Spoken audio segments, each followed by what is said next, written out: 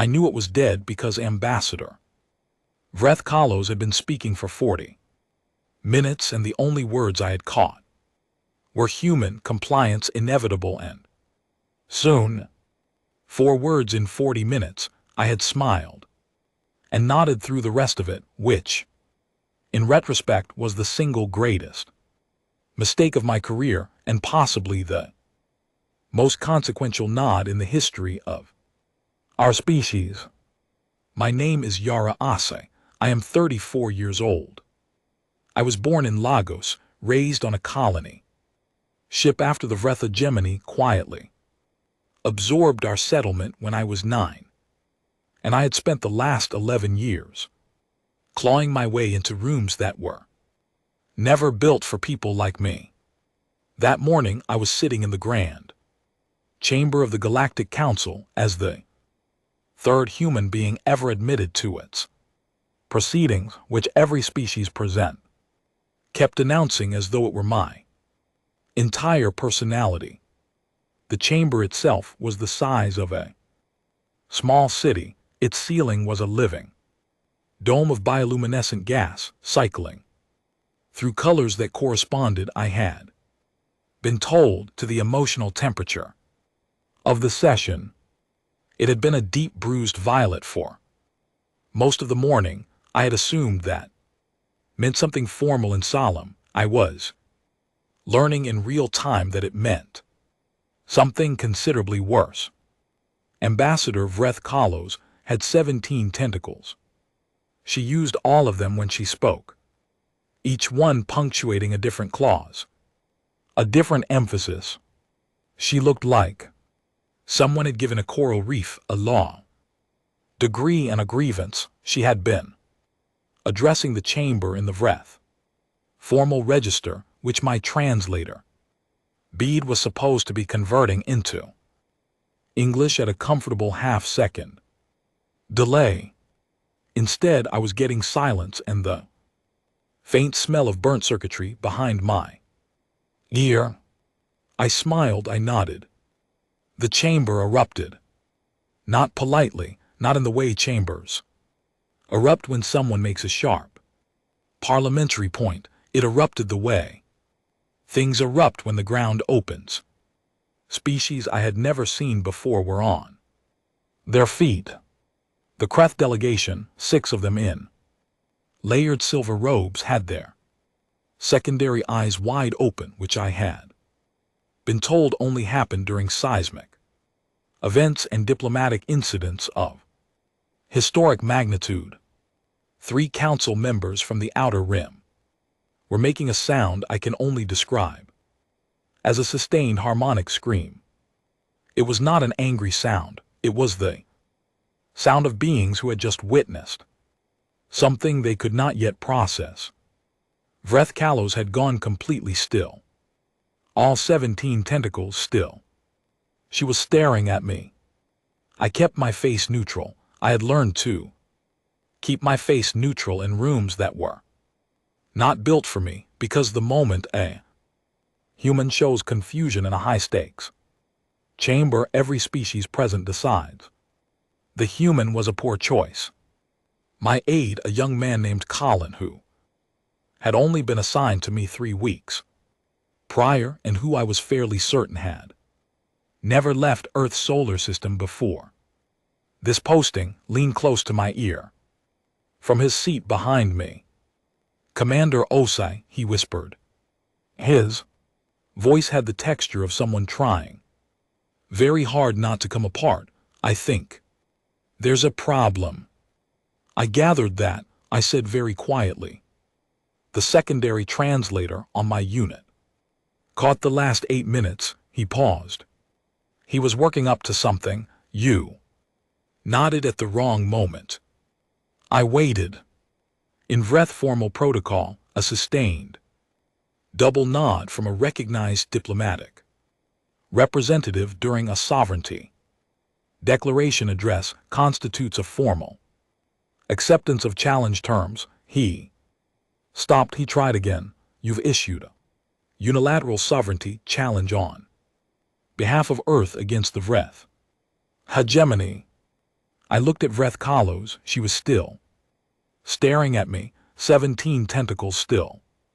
How binding is it? I asked. Completely, Colin said. Under Council. Charter Article 7, Section 4 both. Parties have to honor the declaration or face full council sanctions. I thought about that. How many star systems does the hegemony control? 47. I nodded again. I stopped immediately, because nodding was clearly off the table for the foreseeable future. The chamber had not quieted. The bioluminescent dome had shifted from bruised violet to a red so deep it was almost black. The Kareth Minister of Intelligence, a being named Ashavel, whom I had met briefly at the reception 2 nights prior, was holding a data tablet. So hard I could see stress fractures forming in its casing. She was looking at me the way you look at something that has just done something physically impossible, and you are trying to decide whether to call a scientist or a clergyman. I folded my hands on the table in front of me. I said in my clearest council floor voice, I would like to request a 12-hour procedural recess for consultation with my government. Vreth Kalos moved, one tentacle it pointed at me. Granted, she said. It was the first Vreth word I had understood all day without a translator. I stood, I picked up my data pad. I walked out of the chamber with the measured pace of someone who had meant every single thing she had done that morning. I made it to the private consultation corridor before Colin caught up with me. Commander, get me a working translator bead, I said. Get me the full transcript of everything Vreth Kalos said today, and get me a direct encrypted channel to Earth Command in that order. Yes, ma'am, he hesitated. Are you all right?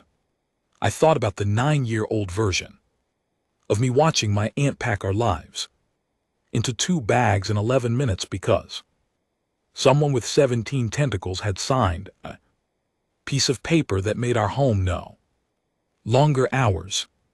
Get me the transcript, I said. He went. I stood in the corridor alone. The walls of the Galactic Council station were a pale mineral gray, smooth and cold, the kind of surface that reflects your face back to you whether you want it to or not. I looked at my reflection for a moment. Then I pulled out my personal comm and opened the priority channel.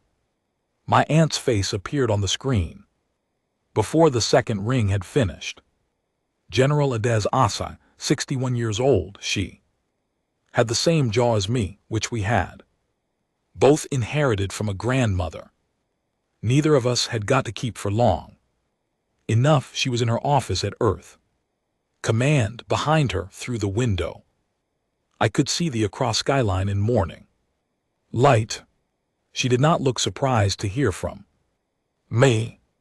I said, I think I may have misread the situation. I heard, she said, a Chavel's office flagged us 40 seconds after the chamber erupted. We have the transcript. I waited. Yara, she paused. The pause was not the pause of someone choosing their words carefully. It was the pause of someone deciding how much to say. Read what Vreth Kalos was actually announcing in that chamber. I'm waiting on the transcript now. Don't wait, she leaned forward. Slightly, she was not offering terms. She was announcing a timeline: 6 months, your colony, the other outer settlements, administrative absorption. It was already decided. The council knew they were going to let it happen. Quietly, the corridor was very still. Nobody told me, I said. Nobody told anyone, my aunt said. That was the point. I thought about the chamber, the bruised violet dome, The Kreth delegation on their feet, Ash Navel and her cracking tablet, the Waverick callus had gone completely still when I nodded. The declaration, I said slowly, it forced it into the open. It forced everything into the open, my aunt said. Before today, the hegemony could absorb the outer settlements and call it administration. Now it is on the council record as a contested sovereignty action. They cannot do it quietly anymore. I said. I nodded because my translator was broken. My aunt looked at me. Her expression was the same one she had worn the morning she packed our bags in 11 minutes, not angry, not even grim, something past both of those, the face of someone who has already done the calculation and arrived at the only answer that matters. I know, she said. I didn't mean to. I know that too, she paused, but, baby, you are not entirely wrong. The line was quiet for a moment. Earth Command, she said carefully, has been watching hegemony fleet movements for 8 months.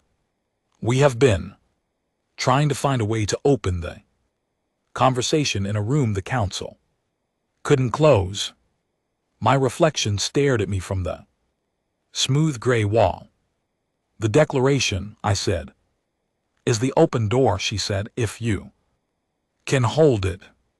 Colin appeared at the end of the corridor, moving fast, new translator bead in one hand and a data tablet in the other. He looked like a man carrying more information than he was built for. I looked at my aunt's face on the screen. You're going to have to pretend you meant it, she said, every minute of it. Can you do that? 9 years old, 2 bags, 11 minutes. Ship lifting off a planet that used to be home. I had been pretending I belonged in rooms that were not built for me for 11 years. One more performance was not going to break me. Yes, I said. Good. She reached for something off screen because Earth is filing the formal return declaration in about 4 minutes. We're in. The comm went dark. Colin arrived at my side, breathing hard, and held out the data tablet with the full transcript. I took it. I read the first page. Then I looked up at the council chamber. Doors at the end of the corridor, large and pale and waiting. Colin, I said. Yes, ma'am. Find out everything the council knows about human military history, I started. Walking, and then find out everything they think they know. I want both lists side by side. What are you going to do with them? I thought about 47 star systems. I thought about 6 months in a quiet timeline and a chamber full of species who had been planning to let it happen. I am going to introduce them to the difference, I said. The transcript was worse than I expected. Not because it was cruel. Cruelty is loud. Cruelty announces itself and at least has the dignity of looking you in the eye. What Vreth Kalos had said in that chamber was something quieter and considerably more difficult to fight. Which was the point? It was the language of inevitability, of things already decided, already moving, already past the stage where objection meant anything. The outer settlements would be absorbed into hegemony, administrative zones. Within 6 months, the council had been informed as a courtesy, not for approval, not for debate. Courtesy. I read that word 3 times. I had been a courtesy too once. The third human admitted to council proceedings.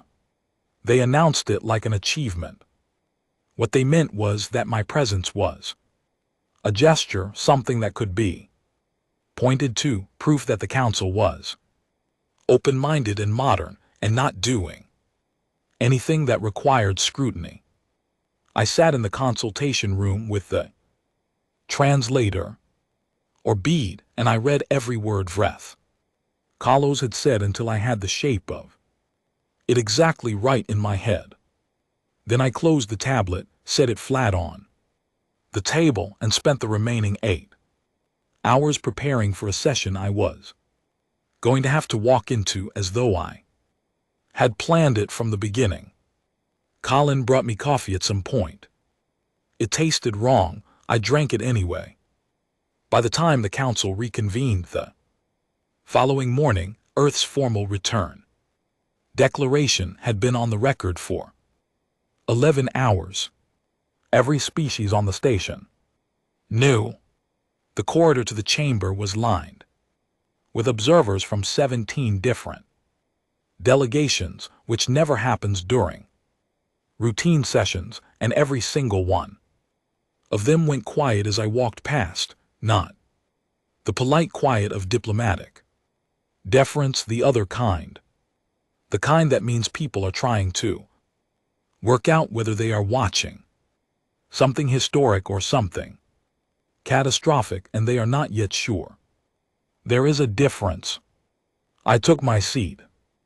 Vreth Kahlos was already at her position. She looked exactly as she had looked the day before, composed, certain, 17 tentacles arranged in a posture that my new translator Bede's cultural module identified as controlled contempt, which was a posture I recognized immediately because I had been on the receiving end of it for most of my professional life. The council chair, a very old being named Oren Saul, whose species communicated partly through color shifts in their skin, called the session to order. The dome above us was a flat neutral amber weighting. The Kreth Minister of Intelligence, HFY, requested the floor first. She stood at the center podium and presented the official threat assessment of Earth's military capacity. It was 12 pages. I looked at the document on my data pad. 12 pages for a species that had been in continuous armed conflict with some part of itself for the entirety of its recorded history. A species that had come within a handful of decisions of ending its own planet. Not once but twice before it was 40 years into space travel. A species that had produced more documented tactical innovations than the next 6 council members combined, specifically because it had spent millennia fighting itself and had gotten very, very efficient at it. 12 pages. I read page 1. I set the pad down. I picked it up again and checked that I had the right document. I did. HFY was explaining in her precise and careful voice that Earth's military forces were regionally dispersed, logistically inconsistent, and operationally compromised by the species' well-documented psychological volatility. Psychological volatility. I thought about my aunt's face. I thought about 11 minutes and 2 bags, and a ship lifting off a colony planet that would be rechristened with a hegemony administrative designation.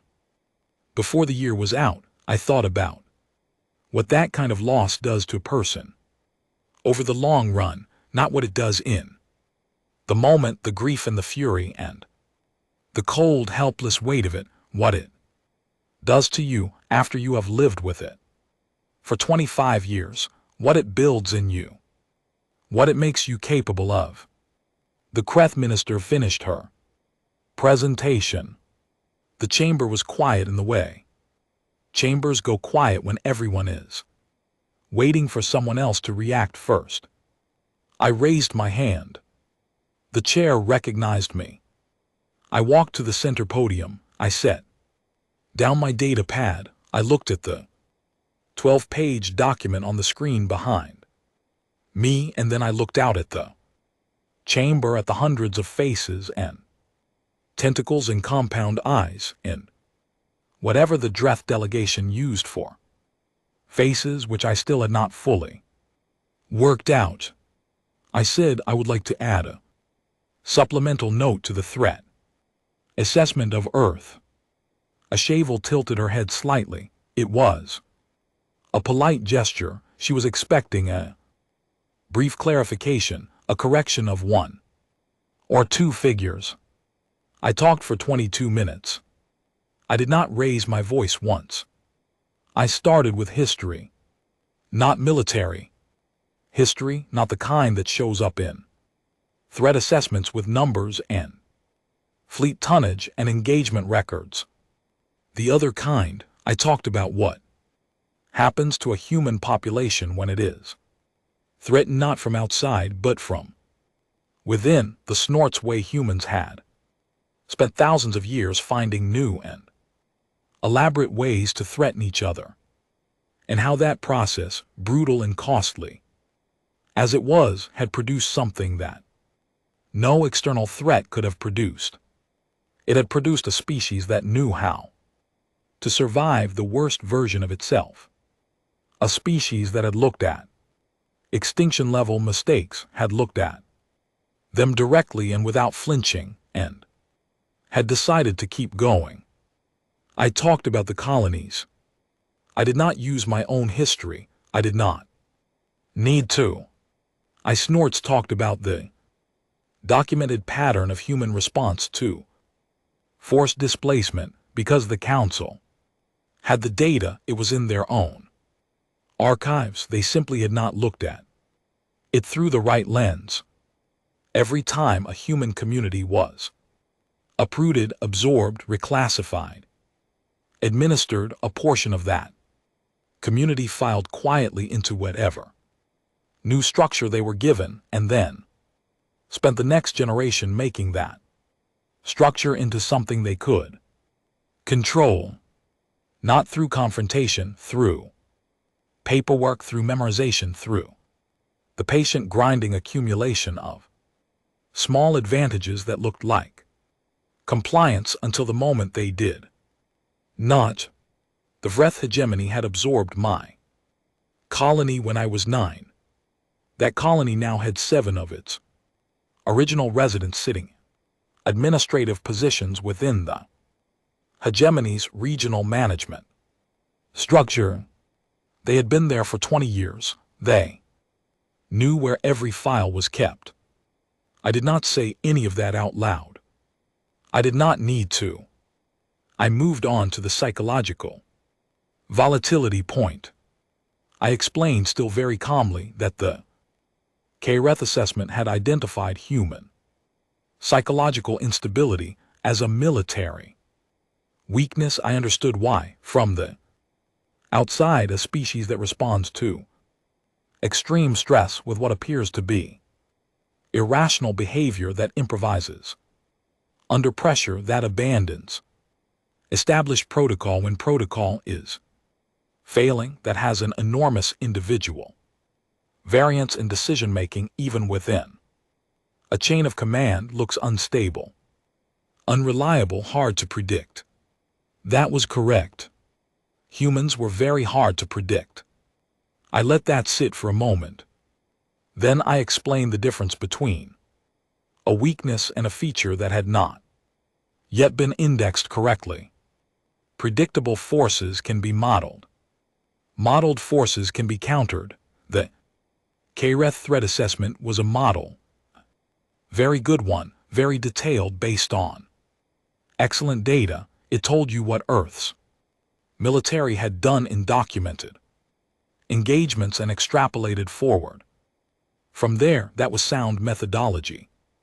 For most species, it did not account for what Earth's military would do in a situation it had not encountered before, because there was no historical data for that, because in a situation it had not encountered before, a human force did not fall back on established protocol.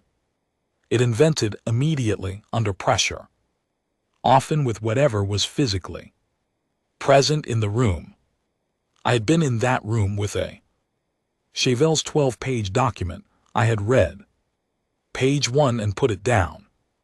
I said, the assessment tells you what we have done. It cannot tell you what we will do because we do not fully know yet. Either that is not a weakness, that is the variable that your model cannot contain. The chamber was completely silent. I added as an afterthought, we have also had 8 months to observe hegemony fleet movements. We have been waiting for the right room to discuss it. I appreciate the council providing that room. I picked up my data pad. I walked back to my seat. The Kreth Minister HFY had not moved since I began speaking. Her secondary eyes, the pair she could not consciously control, were completely white. I had been told that only happened during events of extreme significance. I had been told it was involuntary. I had been told by the cultural briefing document Callan had prepared that it was considered extremely poor etiquette to notice it. I did not notice it. Vreth Kalos requested a recess 20 seconds later. It was the first time in the recorded history of the Galactic Council that a hegemony ambassador had requested a procedural recess in the middle of an open session. Callan leaned forward as I sat down. He whispered, 3 delegations just flagged my comm. They want to discuss alliance terms with Earth. Which 3? I asked. He told me. I looked at the council dome above us. The amber had shifted. It was moving towards something I had not seen before. A color that was not on the cultural briefing chart, something between gold and green. Callan, I said. Yes, ma'am. At a 4th meeting to my calendar, I want to speak with Severin from the Vreth Junior Diplomatic Staff. I had noticed the young attaché sitting in the observer gallery for both sessions, young, watching very still, in the way that beings go still when they are calculating rather than when they are calm. Callan paused. That's a Vreth staff member. Yes, I said. Is that a good idea right now? I thought about the shape of Vreth Kalos' announcement. I thought about 6 months and 47 star systems and a timeline that had already been decided before anyone sat down in that chamber. I thought about who benefits from an empire that makes its decisions quietly and who does not. It's probably the best idea I've had all week. I said, set it up. The recess bell rang through the chamber. I stayed in my seat. Outside the dome, the station's observation windows showed the deep black of open space, and somewhere in that black, moving in ways that HFY's 12 pages had not fully accounted for, Earth's fleets were doing what they had been doing for 8 months. Waiting. Not patiently. Humans are not patient the way other species are patient. The way a stone is patient, or a long calculation is patient. Humans wait the way a spring waits, compressed, loaded, ready. The Breath Ambassador walked out of the chamber through the north corridor. She did not look back at me. I noticed that she did not look back. I filed it. The coffee in the private meeting lounge tasted right for once. I noticed this because I was the kind of person who noticed when things tasted wrong, having learned at a fairly young age that wrong-tasting things were usually the first signal that something in the environment had been adjusted without your knowledge or consent. The colony administrators had been fond of adjustments, small ones, the temperature in the common areas, the news feeds that came through on the public terminals. The way certain requests got processed slowly and certain others did not get processed at all. You learn to read the small things. The coffee was fine. The lounge was quiet. Severallen arrived exactly on time, which told me something, and sat across from me without being directed to a chair, which told me something else. Severallen was young by Vreth standards, maybe 23 in equivalent human years. The tentacles were shorter, less controlled, moving in small involuntary patterns that the cultural briefing identified as the equivalent of a nervous habit. The eyes were pale amber, which was the resting color for a Vreth not in formal dress, not performing, just present. I slid a cup of something warm across the table. The station's kitchen had told me it was the closest approximation to a Vreth comfort beverage that their stock allowed. It was probably terrible. It was the gesture that mattered. Severallen looked at it, then looked at me. You wanted to speak to junior staff, Severallen said. The translator bead worked perfectly this time. The voice came through as careful, measured. Someone who had been trained to speak carefully. Why? Because senior staff say what they are supposed to say, I said. Junior staff sometimes say what they know. A pause. What do you want to know? I wrapped both hands around my own cup. Tell me about the sixth system. The tentacles stopped their small movement just for a moment. The sixth system was a Vreth colonial territory, not a core world, not hegemony prime or any of the inner systems where the actual Vreth population lived in comfort and sent orders outward.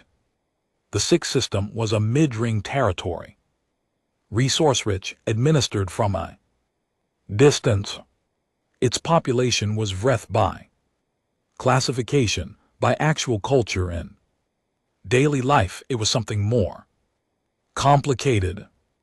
I knew this because I had spent the 8 hours of my recess reading everything in the Council archives about hegemony, territorial structure, and the sixth system had a flag on its file, not a big flag, the kind that gets added when someone notices a pattern and does not quite know what to do with it. Severin was from the sixth system. I had not said that out loud yet.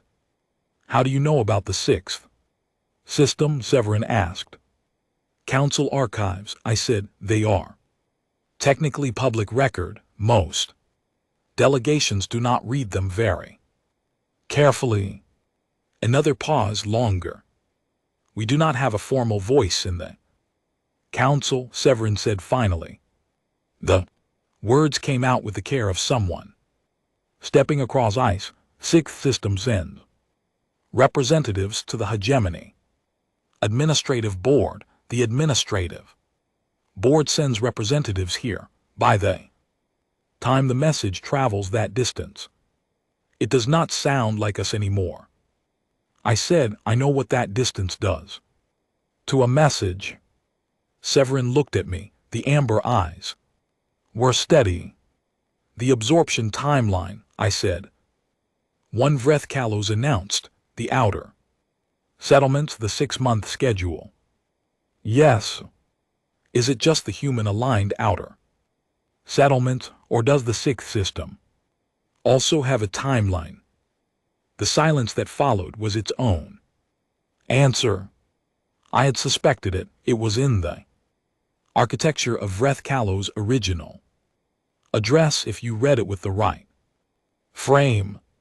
The outer human settlements were the announced action, the publicly declared expansion, but the hegemony had been contracting and restructuring internally for 2 years, and contraction at the center meant pressure pushing outward, and the sixth system sat exactly where that pressure would land next.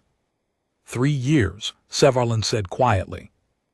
After the outer settlements are processed, the sixth system gets reclassified resource extraction zone. The population will be relocated to central processing settlements. Relocated. That is the official word. I thought about 2 bags in 11 minutes. In a ship lifting off. What would it take, I said carefully, for the sixth system to file an independent sovereignty petition with the Council? Sevarlin's tentacles went very still. Under Council Charter Article 12, I said, any territorial population that can demonstrate distinct cultural continuity and has a recognized sponsor willing to co-sign the petition can file for independent status review. It goes to the full chamber. The hegemony cannot block it unilaterally because the petition is a council matter, not an internal hegemony matter. A sponsor, Sevarlin repeated. A recognized council member, I said, in good standing with an active diplomatic file.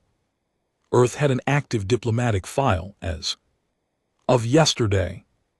It was the most active file on the station right now. Sevarlin looked at the cup of warm, not quite breath beverage on the table. Looked at it for a long moment. If we file, Sevarlin said, the hegemony will treat it as a breach. Yes. There will be consequences for sixth system residents. Yes, I said, there will also be consequences for sixth system residents. If you do not file and the 3-year timeline runs. The calculation on Sevarlin's face was one I recognized. I had seen it in the mirror a few times. The particular math of deciding whether the known bad outcome is better or worse than the unknown one. The question that has no clean answer. What does Earth want? Sevarlin asked. A deposition, I said, on record. Everything you know about the hegemonies. Internal restructuring plan, the sixth system timeline, any other systems with similar flags, all of it on the council record where it cannot be quietly archived. And in return, Earth will co-sign the sovereignty petition and will formally advocate for sixth system representation in any post-resolution negotiations. Post-resolution, Sevarlin said. Slowly, you believe there will be resolution. I believe there will be a negotiation. I said, the shape of what comes after depends on what goes into the record. Before we get there, right now the record is thin. I would like to make it less thin. Sevarlin was quiet for a long time. The lounge around us was still. Through snorts, the small window beside us, the station's exterior lights were coming on as the rotation cycle moved toward the artificial night period. Little by little, the black outside got deeper and the lights got brighter, and the reflection of the two of us, human and Vreth, sitting across a table from each other, became clearer in the glass. I have documentation, Sevarlin said. Finally, internal administrative files. I have been carrying them for 4 months. I did not know who to give them to. I let out a breath I had been holding since I sat down.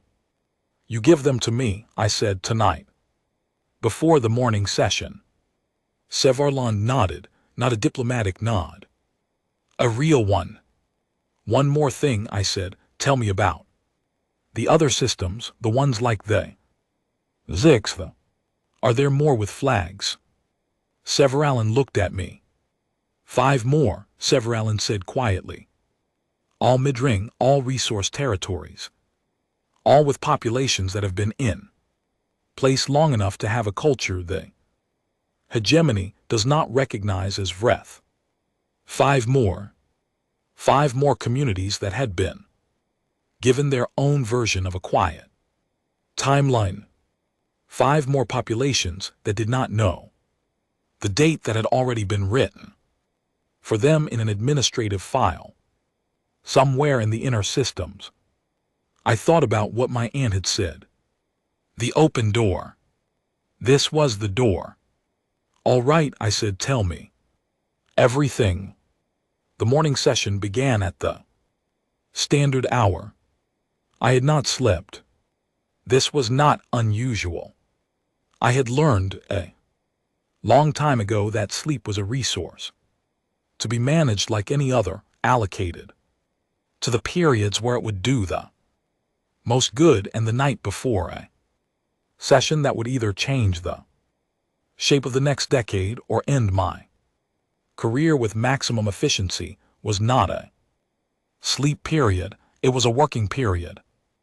Colin and I had been up until 2 hours before the session organizing Severalen's documentation into a format that the council archive system would accept, drafting the 6th system sovereignty petition and preparing the supplemental materials I intended to place on the record.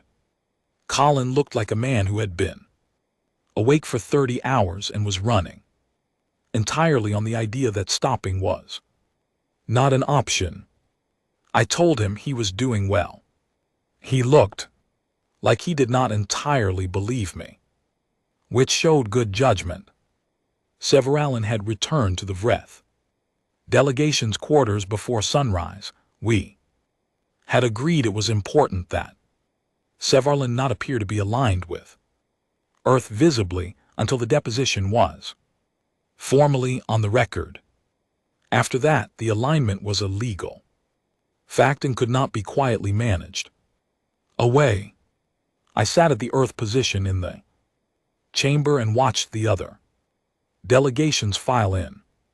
The 3 delegations who had flagged Colin's comm during the previous session arrived with an extra member each. That was the tell. When a delegation brings an additional body to a session, it means they intend to commit to something. One of the 3, the Olith group from the outer mid-ring, had brought 4 extra members. I noted that and said nothing. Vreth Kalos entered last.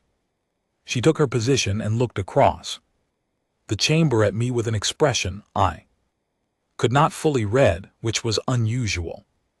I had gotten reasonably good at reading Vreth formal expressions in the past 48 hours. The chair called the session. I requested the floor. I placed Severland's documentation on the council record, every file, the 6 system timeline, the 5 additional systems with administrative flags, the internal hegemony restructuring plans, dated and internally authored, not speculation but formal planning documents. I read the key sections aloud into the record because the council archive can be searched, but it can also be buried. And I wanted these words to have been spoken in open session by a recognized diplomatic representative. The chamber was very quiet while I spoke. When I finished, I formally filed the 6th system sovereignty petition on behalf of Earth as co-sponsor. Then I sat down. The silence lasted for 11 seconds. I counted. Then the chamber did what chambers do when something fundamental has shifted, which is that everyone started talking. At once, the dome above went through 4 color changes in quick succession. The Kreth delegation was on their feet. 2 of the outer ring delegations had their communications open and were relaying to their home governments in real time. Vreth Kalos did not move.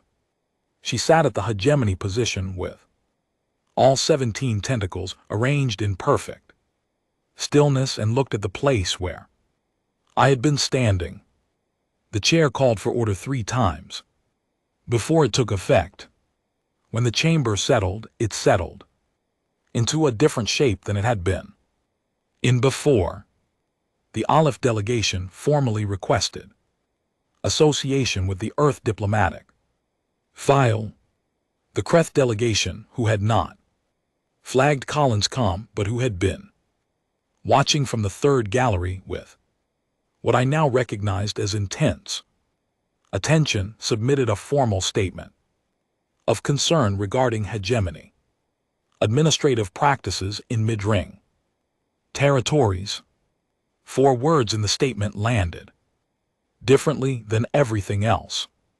We have our own flags. The Kreth home system was in the mid-ring, not hegemony territory. Adjacent to it. I wrote a note and passed it to Colin. He read it and his eyes widened. He wrote back, "How did you know?"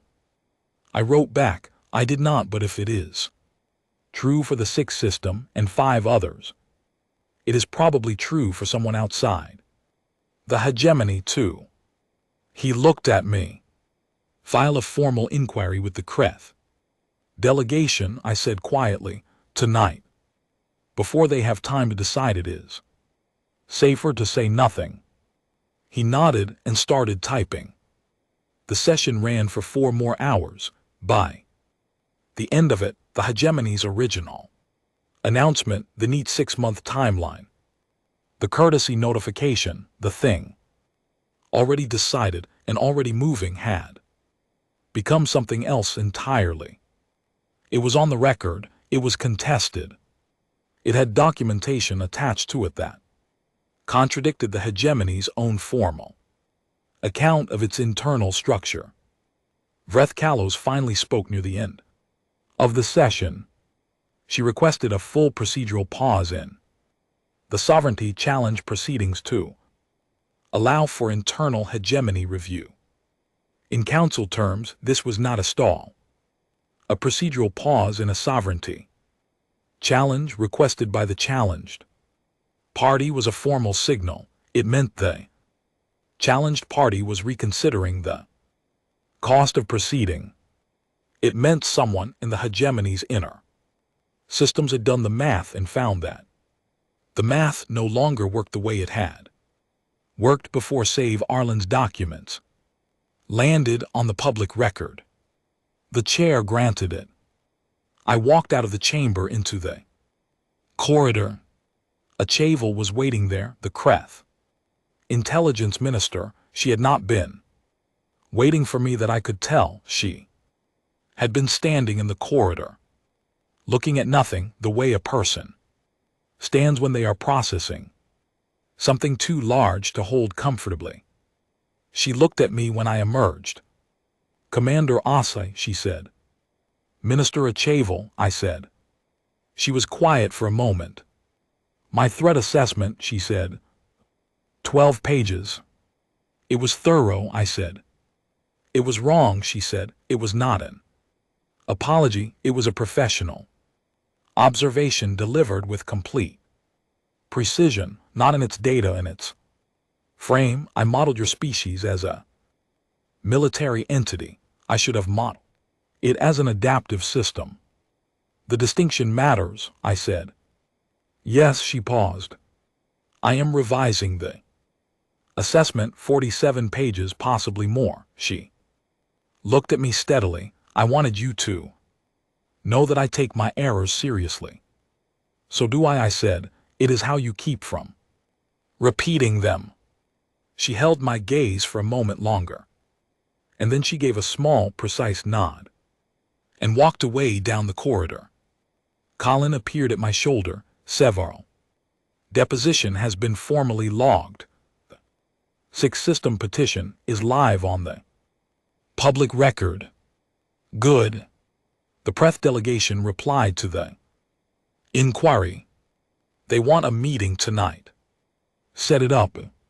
You should also know," he said carefully, "that the hegemony has recalled 3 of its mid-ring fleet units. They were flagged moving toward the outer settlements last week. They've turned around." I stopped walking. "All 3, I said. "All 3, he said, "as of 2 hours ago." The fleets had been moving for months. 8 months of hegemony, ships edging toward positions that were not aggressive enough to trigger a council. Alert, but were consistent enough to be a pattern if you were watching carefully. They had turned around, not because Earth's military had engaged them, not because anything had fired, because a piece of paper had landed on a public record and the math inside the hegemony had changed, and someone in the inner systems had looked at what was on the council file now and decided that the quiet approach was no longer quiet. I stood in the corridor and thought about that. This was the thing that the 12 pay threat assessment had not known how to measure, not firepower, not fleet tonnage, the specific patient grinding way that humans change the cost of a decision without firing a single shot. The paperwork, the petitions, the archive entries, and the formal inquiries and the deposition filed by young Vreth attaché who had been carrying documents for 4 months and had not known who to give them to until now. My aunt had told me the night we left our colony that the point was not to fight every battle. The point was to make sure that when someone calculated the cost of taking something from you, the number they arrived at was always higher than they expected. The fleets had turned around. I started walking again. What else? I said. Colin looked at his tablet. Olaf, Preth, and 2 other delegations are asking about a formal statement of collective security. Something on the council record that links their territorial concerns to the open sovereignty challenge. That is called a block, I said. Yes. Draft a framework document tonight. Something they can all sign without committing to a specific military posture, flexible language, enough structure to be real, enough room that nobody feels locked in before they are ready. He made notes. And Colin, yes, ma'am. Get some sleep at some point. That is a direct order. He looked surprised, then he smiled. It was a tired smile, the kind that takes some effort to produce, but it was real. Yes, ma'am, he said. I walked to the end of the corridor and stood at the observation window. The station turned slowly in its orbit, and through the window, the star at the center of this system moved across the frame with the patient regularity of things that have been doing their job for a very long time. Everything else moved around it. Station, the ships, the delegations, and their calculations and their flags and their carefully worded documents. Somewhere out there, Earth's fleets were still loaded and waiting. They would not be needed. That was the part no threat assessment had ever gotten right about humans, not the fighting, the preference deep in, genuine and rooted in every hard lesson the species had ever learned from fighting itself for the outcome where the fighting did not happen, where the cost had been raised high enough that the person on the other side of the calculation looked at the number and decided the thing was not worth taking. The fleets had turned around. I pressed my comm and opened the channel to my aunt. She answered on the first ring. The 6th system petition is on the record, I said. 5 more systems flagged, 3 hegemony fleets recalled. The Preth delegation wants a meeting. She was quiet for a moment. Come home when this is done, she said. I will, I said. There are 18 follow-up meetings first. She laughed. It was a short laugh, the kind that sounds like it surprised the person producing it. There always are, she said. The star moved across the window. I stayed at the glass for a little while. Longer. Then I went to prepare for the press meeting because the work was not done. And work that is not done does not do itself, and there were more rooms too. Read before the rooms had a chance to read me. The Galactic Council's new charter passed 41 days later, 16 votes above the required threshold. Earth got a permanent seat. Not a courtesy seat, not a gesture. Seat with full deliberative weight. Seat that had to be reckoned with. Seat that had been earned in the most human way imaginable. And GT snorts. And GT, not by being the biggest force in the room, but by making the rooms existing forces recalculate everything they thought they knew. The Vreth hegemony signed the new charter. Vreth Kalos signed it. Personally, she did not look at me when she signed it. I did not need her to. The sixth system filed its formal sovereignty declaration the same afternoon. 5 more systems followed. Within the week, Severallen was named interim representative for the sixth system's council observer status, which was not a full membership but was a beginning. And beginnings were what mattered. A Shavel's revised threat assessment of Earth ran to 47 pages. I did not read it. Not because I was not curious, but because what it said about my species was something I already knew, had always known, had been carrying since I was 9 years old, watching my aunt pack 2 bags in 11 minutes without once looking like she was beaten. We are hard to predict. We are very hard to model. We do not fight every battle. We change the cost of taking something from us until the cost is higher than anyone is willing to pay. And we do it with paperwork and petitions and 22-minute speeches and warm cups of not quite right beverages slid across tables in quiet rooms, and we do it because we have had a very long time to learn what works and what costs too much and what you have to become to win the wrong way. Colin met me in the corridor after the signing ceremony. He looked like a person who had aged approximately 4 years in 41 days and was at peace with that. 18 follow-up meetings, he said. 19 now, I said. The Dareth delegation filed a request this morning. He closed his eyes briefly, opened them, nodded. Coffee first, he said. Coffee first, I said. We walked toward the lounge. Behind us, through the dome above the council chamber, the bioluminescent gas was cycling through a color I had not seen before that first eruption, the color that was not on the cultural briefing chart, the one between gold and green. I had asked about it eventually. The station's cultural liaison had told me that the dome color had not been recorded in the active archives because it had not appeared in a very long time.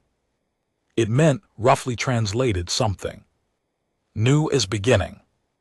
I had filed that away. I did not mention it to Colin. He would figure it out. They always do.